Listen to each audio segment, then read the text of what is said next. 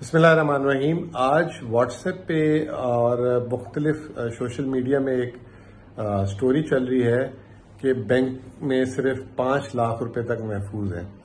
اس کو میرا اپنا خیال یہ ہے کہ کچھ میڈیا چینلز نے غلط طریقے سے رپورٹ کیا ہے اور ایسی کوئی چیز نہیں ہے۔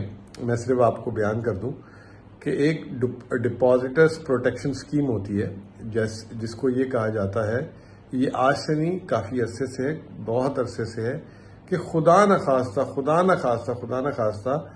اگر کوئی بینک میں فراڈ ہو جائے یا کسی وجہ سے بینک کا دیوالیہ ہو جائے تو وہ جو ہے ڈپازٹرز کو وہاں پہ 5 لاکھ روپے ان کو ادا کر دیے جائیں گے۔ 5 لاکھ تک کی انشورنس ہے۔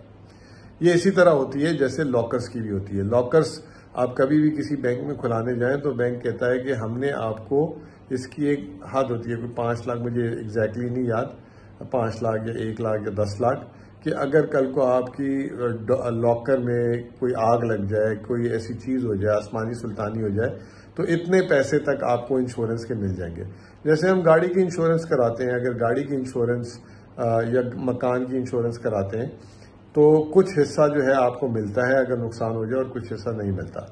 تو میرا اپنا خیال یہ کہ گورنر اسٹیٹ بینک نے یہ بات کہی اور اس کو جو ہے غلط رنگ دے دیا گیا۔ کافی لوگوں نے مجھ سے بھی پوچھا، جب میرے سے دن میں پوچھا تو میں نے ان کو یہی جواب دیا اور میں سمجھا کہ ایک نارمل سی کوئری ہوگی، لیکن اب جب میں نے سوشل میڈیا دیکھا تو اس پہ بہت زیادہ، جسے کہتے ہیں کہ شور و شرابہ ہے، اور کافی ماشاءاللہ سے ہمارے سینئر صحافی جن کو ہر چیز میں ٹانگ اڑانے کی عادت ہے، انہوں نے بھی کوئی اس کے جو ہے نا اور اس پہ جو ہے اس کو بڑھایا ہے۔ بہت سی عورتیں پریشان ہو گئی ہیں کیونکہ مرد تو تھوڑے سے ہوتے ہیں پھر بھی لاپرواہ قسم کے، تو عورتیں پریشان ہو گئی کہ ان کے میاں کی جو ہے سیونگز یا اس کا کیا ہوگا یا ان کی بچت کا کیا ہوگا۔